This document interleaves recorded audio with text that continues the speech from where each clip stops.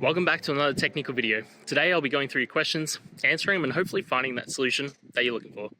Guys, remember to stay just a little bit crazy just like me, and hopefully get to that resolution you need. Now, let's get started.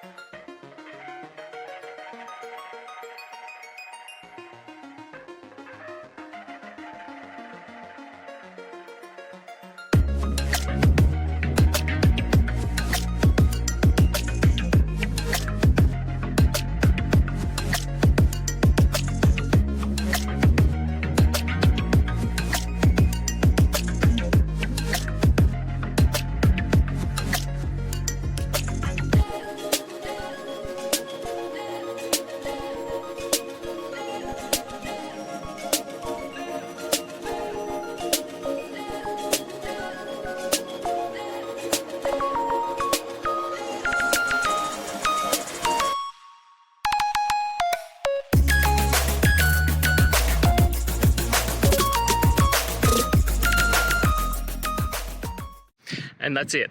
I hope you found the solution that you're looking for. If you did, please hit subscribe. I'd really appreciate it. And until the next time that you need technical help, I hope you have a good one. Cheers.